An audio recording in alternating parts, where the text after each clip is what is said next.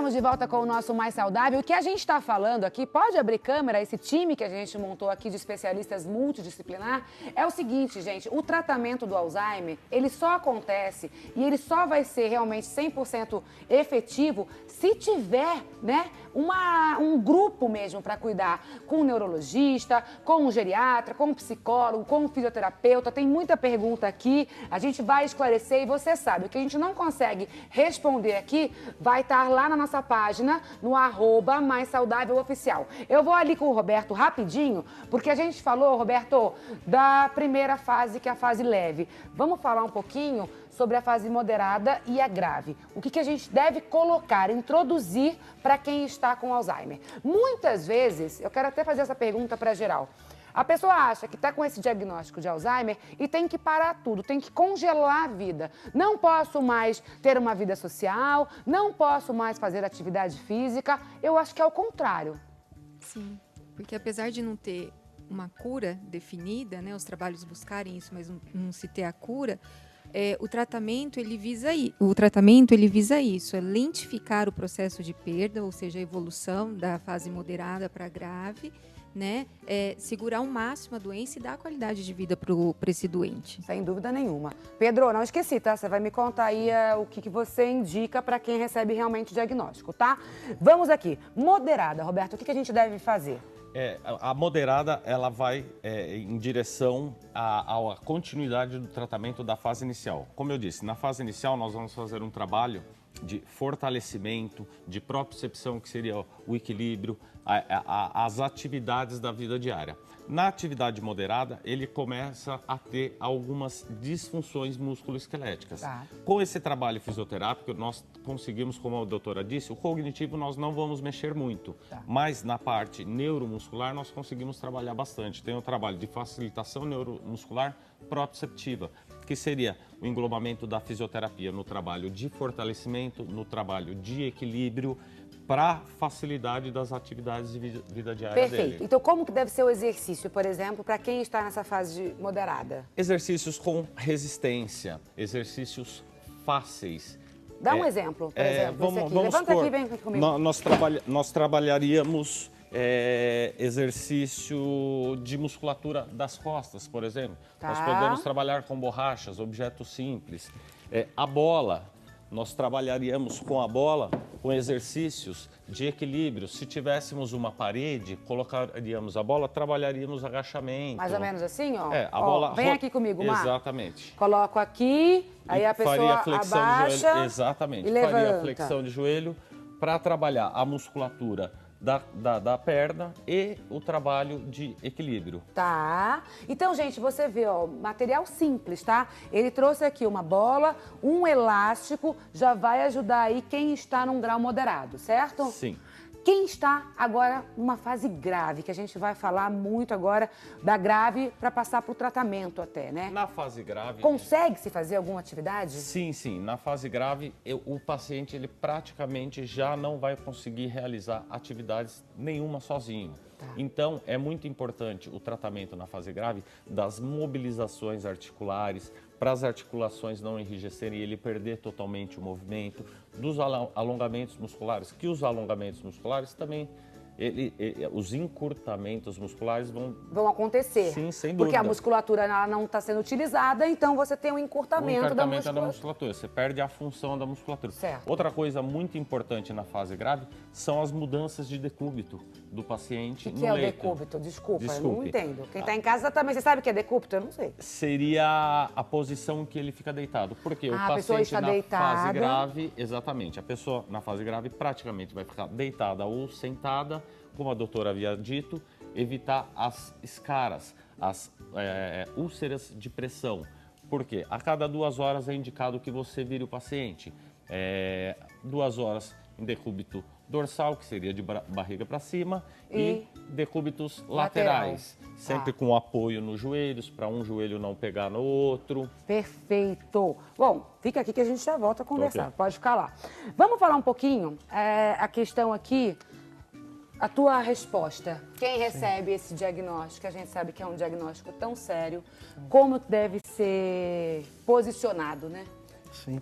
O mais importante, né, como o Dr. Roberto e a doutora Carla disseram, de fato, é manter os estímulos, né, continuar ao máximo, né, realizando as atividades que já faz no cotidiano para que não perca. Então, pessoal que tanto a parte cognitiva quanto a socialização e aspectos afetivos, emocionais, relacionamentos, e acho que isso nunca é demais frisar, Cissa, principalmente porque na medida que a doença vai avançando, a tendência muitas vezes do cuidador da família acaba sendo de deixar de estimular que a pessoa faça, né, as atividades. Então, por exemplo... Então, mas como a família deve proceder também, Pedro? Porque a gente sabe que muitas vezes o doente de Alzheimer, principalmente na fase grave, ele fica agressivo, né? Não é real, assim, todo mundo vai ficar. Mas eu conheço, eu já tive uma experiência e a pessoa não sabe o que ela está fazendo. Então, ela estava muito agressiva. E isso gera na família uma instabilidade, gera um nervosismo.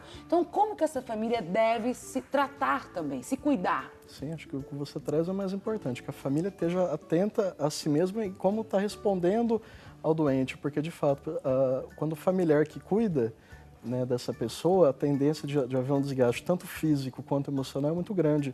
E estando exposto ao sofrimento dessa pessoa, né, que está com a doença, o familiar também acaba ficando muito angustiado e acaba reagindo de muitas formas de forma reativa. Né? E isso desgasta ainda mais a relação, gera uma culpa muito grande nesse familiar que deixa de dar atenção. Né? E retomando um pouco na linha que eu estava seguindo, das recomendações, justamente por muitas vezes como a pessoa começa a ter uma dificuldade muito grande de tomar banho sozinha, por exemplo, ou de se alimentar, então o familiar passa ele mesmo, né, a dar o banho, a dar o alimento, e com isso deixa-se de estimular a pessoa. Então é algo que desfavorece, né? Acaba prejudicando, né? Exatamente. Você quer acolher, você quer cuidar e acaba prejudicando. Vamos falar um pouquinho do tratamento. O que você recomenda como tratamento na parte psicológica, tanto para quem é diagnosticado, para quem tem o Alzheimer ou para a família? Sim, eu entendo.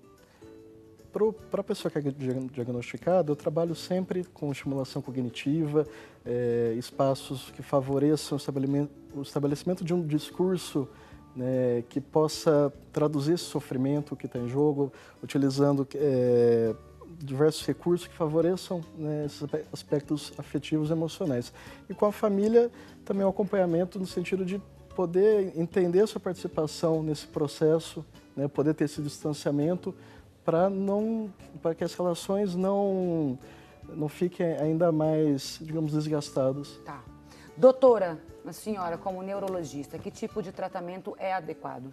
Então, sempre tem esse tratamento multidisciplinar, ele é fundamental, assim. Não só o tratamento farmacológico, né, com as medicações que hoje em dia a gente dispõe, na tentativa de, como eu havia dito, de lentificar o processo de perda aí do paciente, de comprometimento neurológico.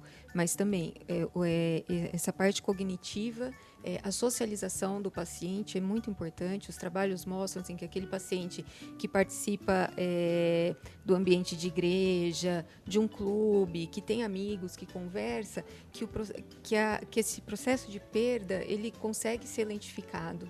Né? Além, claro, de todo o tratamento fisioterápico, terapia ocupacional, mesmo fono, porque esses pacientes eles evoluem com alterações neurológicas também, assim, tanto da parte de marcha, equilíbrio, né, como o Roberto já disse, mas também como da parte da deglutição, muitas vezes da fala, né? Então precisa ser trabalhada aí de uma forma multidisciplinar. Multidisciplinar, né?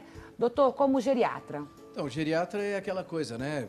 Que nem falar, onde é que você vai, né? Onde é que você vai? Vai acabar no geriatra um dia, na verdade. Todo mundo, né, doutor? É irrevogável. O senhor né? sabe, o senhor foi para uma especialidade e ó, pumba. Então, o que a gente também vê, o que nós concordamos com todos nós aqui, que a abordagem é multidisciplinar. Estímulo cognitivo, apoio familiar, psicológico, mas existe também os grupos de associações do Alzheimer. Então a gente recomenda àqueles familiares, às pessoas que se interessem, que participem. Em Campinas temos vários grupos que têm reuniões mensais, inclusive associado a várias, vamos dizer assim, tanto a parte científica como a parte social, para a pessoa poder compreender, para poder visualizar e utilizar desse conhecimento para amenizar o sofrimento do doente. Porque o doente, apesar de ter Alzheimer, apesar de às vezes ficar olhando ao vazio, né, ele tem um sofrimento interior que é muito difícil de ser diagnosticado. Ele está ausente, mas presente no seu corpo. Ele sente dores, ele sente mal-estar.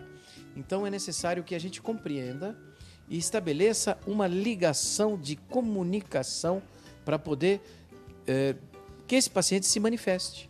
E existem métodos cognitivos que o paciente que já não fala mais pode apontar a região do corpo, através de desenhos, etc., para você compreender o que está se passando com esse paciente. E é por isso a importância dessa equipe multidisciplinar no tratamento. É indispensável, doutor? Indispensável. Roberto, para você, como fisioterapeuta, me diz um pouquinho o que você indica como tratamento. No tratamento fisioterápico é aquilo que nós falamos desde o começo. Você tem que fazer um trabalho músculo-esquelético para uma facilitação neuromuscular proprioceptiva, para ele tentar ter uma vida mais dentro da normalidade. Tá. Como os doutores disseram, com a perda, com o avanço da doença, você vai tendo degeneração muscular, déficit de movimento. Então, a fisioterapia faz com que nós retardamos um pouco esse processo de degeneração músculo-esquelética. Então, é essencial. É fundamental. Alguém que está com fundamental. Alzheimer, a família tem que providenciar um fisioterapeuta, fundamental. assim como todos que a gente está falando, tá? Bom, eu quero falar com você agora que está em casa. Assim como o Alzheimer, eu sei que tem uma outra doença que é muito problemática, gente, que ela desestrutura a família, que ela pode muitas vezes colocar tudo a perder. E a gente, como ama, né, a nossa família, como a gente ama um amigo, a gente tem que parar um pouquinho, se conscientizar e prestar atenção, porque esse recado não vai entrar na sua casa à toa. Você não ligou, de repente, a televisão à toa, não. Esse recado era exatamente para você. Certo, Simone? Certo. É verdade. Tudo bom, acontece. meu amor? Graças a Deus, Cissa. Boa tarde para você que está nos assistindo. Tudo acontece no momento certo. Então chegou o seu momento, a sua hora de você mudar, né? Dar uma levantada, uma sacudida na vida e aí conseguir se livrar de um mal, gente, que acomete a muitas pessoas, não só aqui no Brasil, no mundo todo. O mal, o vício do alcoolismo, né, Cissa? O vício do alcoolismo é algo que, como a Cissa iniciou muito bem, não afeta somente a pessoa que tem essa dependência, mas principalmente todos à sua volta. São famílias destruídas, trabalho, dinheiro, profissão, tudo isso vai por água abaixo. E às vezes a pessoa fala assim, poxa, mas eu quero parar, mas não consigo sozinho. E aí? Porque o vício a gente sabe que é forte, mas a gente tá aqui para te dar a solução. Tá aqui, a solução é essa, ó, Zero Drink, é uma maneira muito eficaz, muito direta, naquele ponto crucial da sua vida que é para você conseguir se livrar desse vício que é o alcoolismo. É um dado muito importante que eu vou te passar agora. Uma das técnicas utilizadas em clínicas de recuperação tá aqui, ó. Gotinhas, Cissa, Quantas que gotinhas, podem salvar vidas, ó. São 15 gotinhas de manhã, 15 à noite, e tá? pode ser na água, no iogurte, no suco. Você consegue perceber que não altera a cor da água? Não, e eu experimentei ontem. E não tem gosto, sabor, gente. não tem cheiro, sabor. não tem nada, viu? Agora, eu acho que a grande sacada, digamos assim, do Zero Drink é que você pode colocar, inclusive, na própria bebida alcoólica. Isso é muito legal. Então, as pessoas que querem, né, se livrar do vício, é difícil, tem que ser um passo de cada vez. Então, você vai lá, coloca na própria bebida, você tem, né, por alguns momentos, assim, aquela necessidade preenchida da bebida, mas ao mesmo tempo está trabalhando para você se livrar dela. E você vai criar repulsa, é isso? Exatamente. Você cria repulsa aos poucos com o Zero Drink da bebida alcoólica, porém sem crise de abstinência, que é o melhor. Porque as pessoas, quando entram em crise de abstinência, elas podem ter não só a questão física, né, que são tremores, agressividade, mas principalmente a mental também, gente. E o que é legal, gente, você vai cuidar aí de quem você ama, enfim, que sofre do alcoolismo, sem constranger essa pessoa. Agora eu quero saber o seguinte, tem promoção especial pra gente solucionar esse problema? Sempre vai haver soluções e condições de pagamentos especiais através da Lerofarma. Você vai ligar agora 0800 580 4567. É o seguinte, Cissa, kit para 6 meses, você vai poder dividir através do boleto bancário em 6 parcelinhas pequenininhas, com a primeira para daqui a 30 dias. Tem cartão de crédito também? Cartão de crédito em 10 parcelas. Boa. E o melhor, frete grátis para qualquer cantinho do Brasil e mais 2 meses de presente se disser que está assistindo ao Mais Saudável agora. Gente, pega o telefone e liga 0800 580 4567. A Lerofarma, você arrasa, esse produto é 10. 10 é sensacional. Verdade, Beijo, um meu beijo. amor. Obrigada, viu? Obrigada a você. Gente, eu vou para um rápido intervalo e volto no último bloco para as considerações finais do nosso tema de hoje, que é a doença de Alzheimer. Eu vou e já volto. Me espera!